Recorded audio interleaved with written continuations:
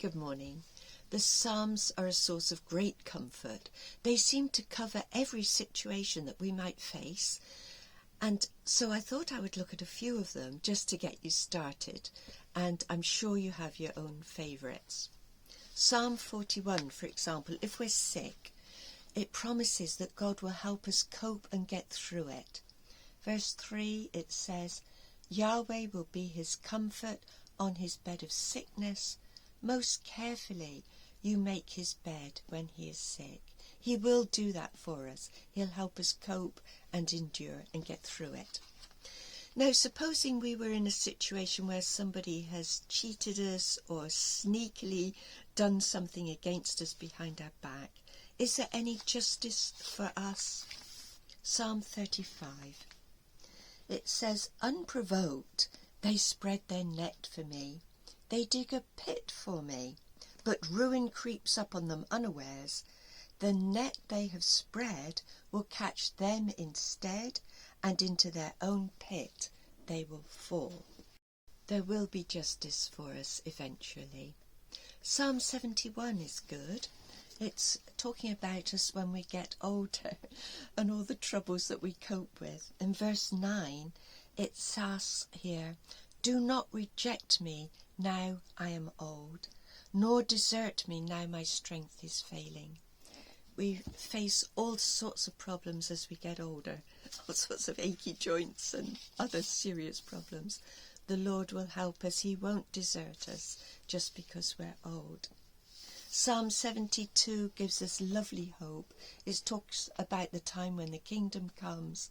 Verse 12 says that the king will free the poor man who calls to him and those who need help.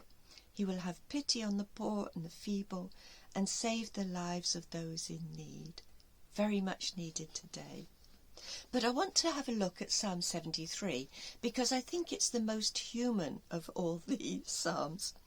And it's talking about Asaph, who said in verse 2, My feet were on the point of stumbling a little further, and I should have slipped, envying the arrogant as I did, and watching the wicked get rich. He was jealous of the wicked because in verse 4 he goes on, For them there's no such thing as pain.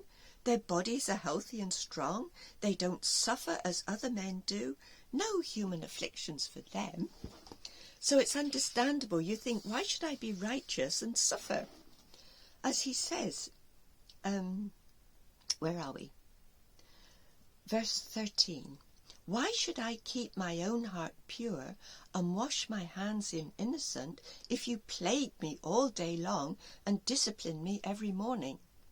Well, we know that our Father will not give us tests that are horrible, but life creeps upon us and righteousness brings its own problems.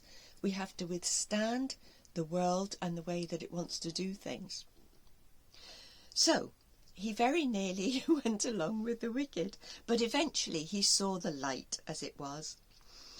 It says in verse 18 that the wicked are on a slippery slope, that God has put them there, and eventually they will get their comeuppance. So, where do we put our values?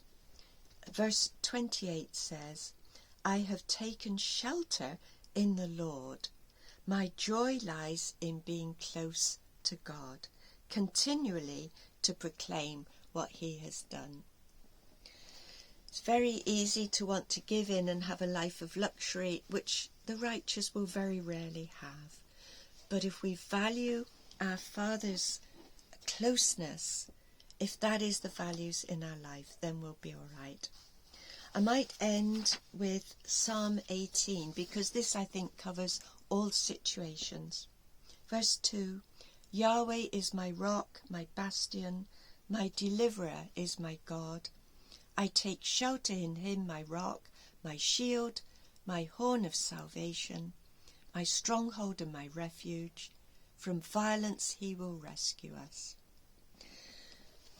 So, if you have any favourite psalm of your own or anything that has helped you, you might like to put it in the comments. And I'm going to leave you with a few flowers, because in the book of Job it says we can not only just read the Psalms, we can read nature as well. We need to stand still and pay attention to God's works. Thank you so much for watching. God bless you all.